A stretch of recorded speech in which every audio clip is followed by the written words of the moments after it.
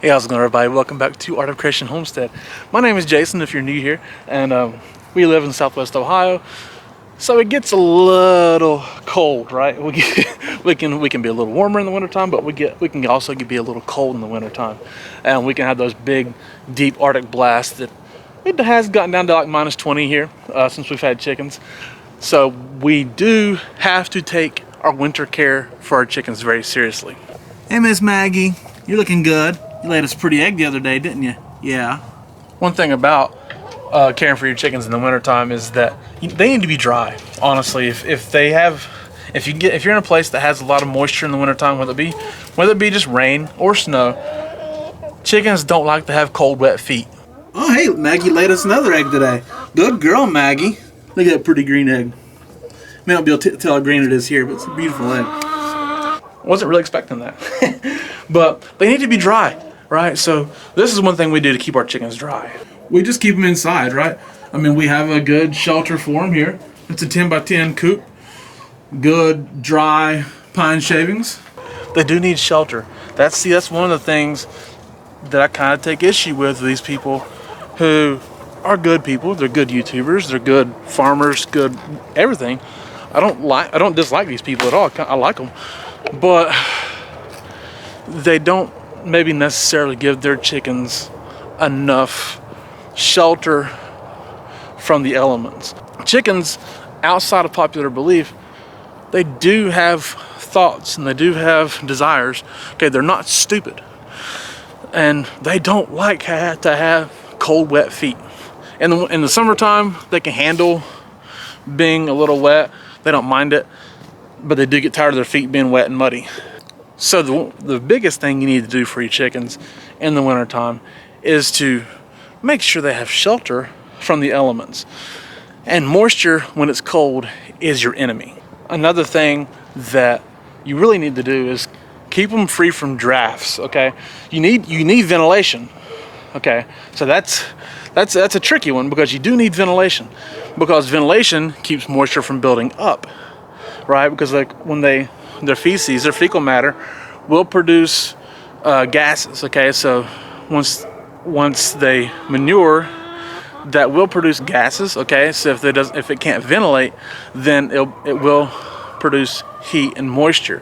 But if you have good dry bedding, that helps absorb that. But so you do need ventilation. But like here in Ohio, we need to keep them free from the north and the west wind. That's the biggest deal. So what I do here, our coop is south facing, so the ventilation we have here in the windows for when we have them shut in at night is coming from the south, and then that's the east. You see the north and the west, nope, no airflow. See, that's the strongest and coldest wind, and so therefore really there's no moisture being able to blow in there, and there's no extreme cold air blowing in from there. Is there, Tootie? No. Making noises? You making noises? You talking? Interrupting? Huh? Is that what you're doing? Need to give these girls some more soaked feed. Which brings me to my next point of keeping them active, right? The chickens, when it's kind of dreary and cooler, they can handle the cold weather. But when it's dreary and cooler, not as much daylight, and they're not laying eggs because there's less daylight. I'll get to that in a minute. But they tend to sit around a little bit, and they're not as active. And inactivity, that can hurt your flock too. Hey kids, you want some feed? Huh? Sophia, you're looking better. Here you go. Get some good soaked feed.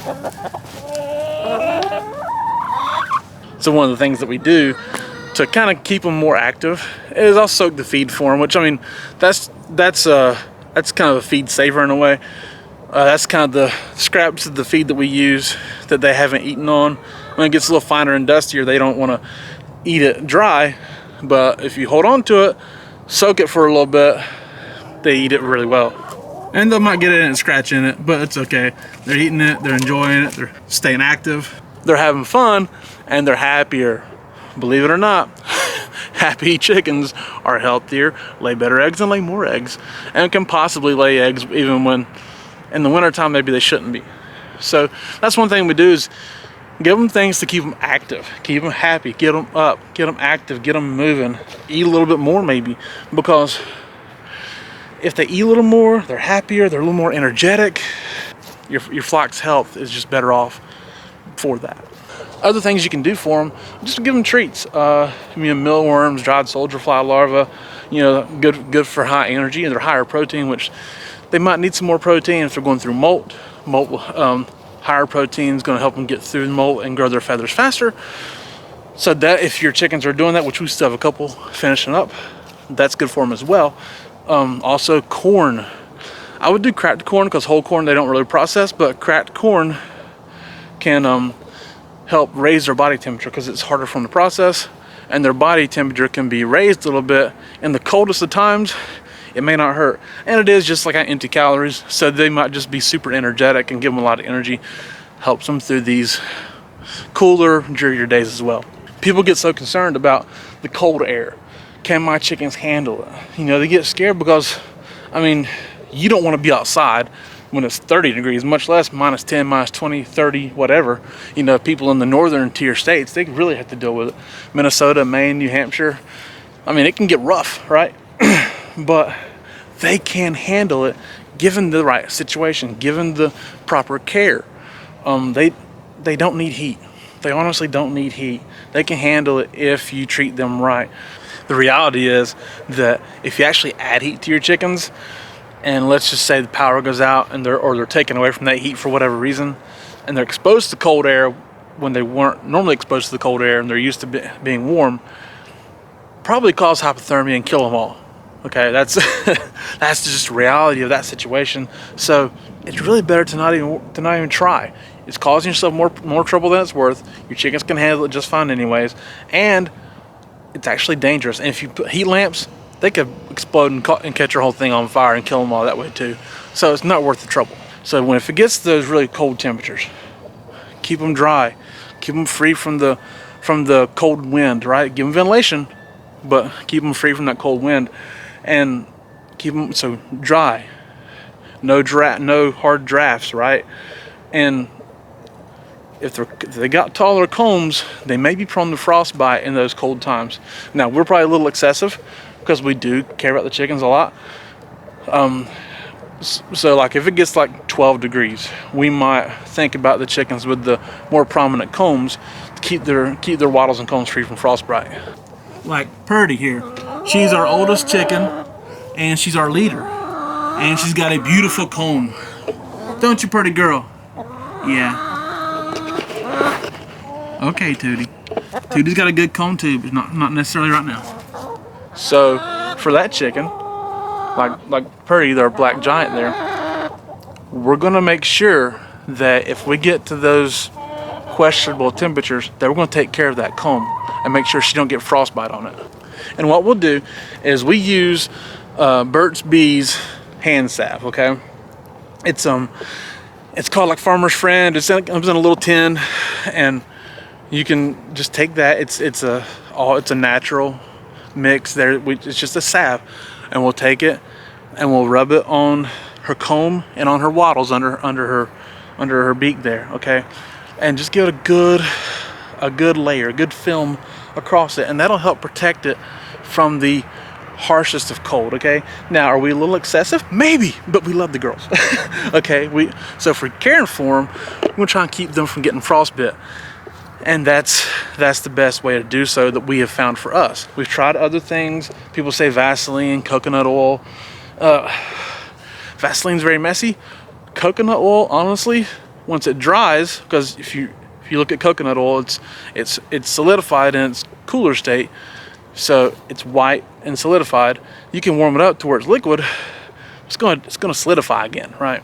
So when it solidifies, it's white, and it don't taste bad. Chickens actually like to eat it, and they'll peck the far out of each other's combs. So it's an absolute disaster. Ask me how I know, right?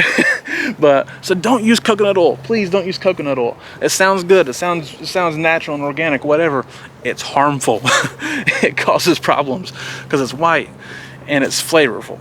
So they see it, they peck at it because it's different, and then it's got a flavor that they don't mind. It's a disaster.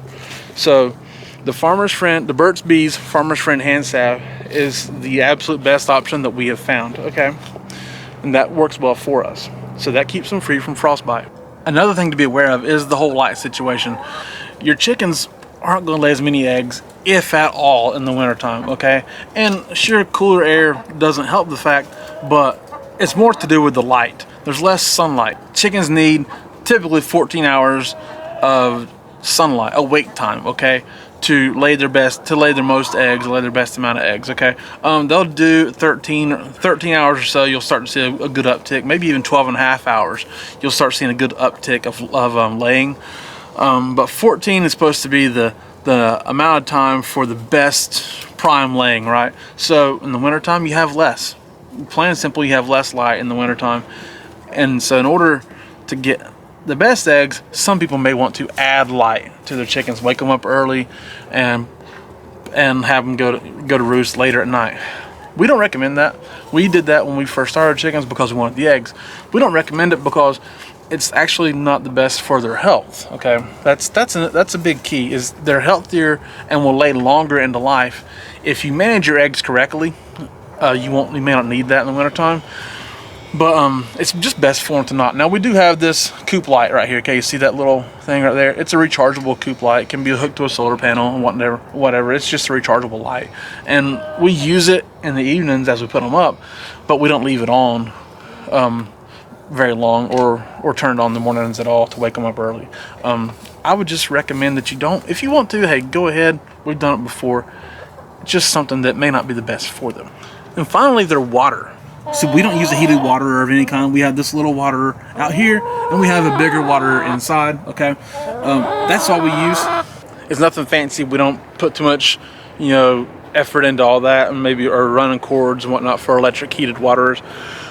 All we do is, in the coldest of times, when the water is going to freeze, we're going to use warm water, okay? And we'll just change the water out a few times during the day, depending on the temperature, obviously. Now, they're not going to need water all the time because they just don't drink as much water in the wintertime, but they do need to have access to fresh water, fresh, clean water, okay?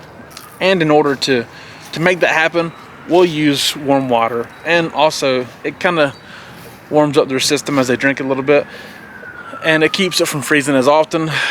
It just works. Now, in order to really make it work for you, like I might take a bucket, fill it full of scalding hot water, okay? Put it in my water up here at the house. That way, by the time you actually let it out into the trough of the water, it's going to cool a little bit. The hot water up inside the tank is going to keep it warm, and it's the bigger water there. It's a 3-gallon vacuum seal water. The plastic is thick enough on it. It kind of insulates a little bit, and it stays unfrozen for a while. The smaller ones are cheaper plastic, thinner plastic. They don't stay as long, but it kind of keeps that water warm for longer and keeps it from freezing longer. So you might actually get away with changing it less, but they do need access to that water. They can handle it being frozen for a little while. They might enjoy pecking their beaks through it to kind of break up the ice, because they do like to eat ice. But just give them some warm water if it gets really cold, or just make sure you got unfrozen water, right? They do need water. So that's it. We do recommend, again, taking care of them chickens, taking it seriously. You've invested a lot of time and money and effort into these chickens. Keep them healthy. Take care of them. Better for their health, better for their longevity. And honestly, who likes picking up a dead chicken? Not me. So thank y'all for watching. We do appreciate it. Hey, my name is Jason. This is Art of Creation Homestead. We love y'all. God bless you. Goodbye.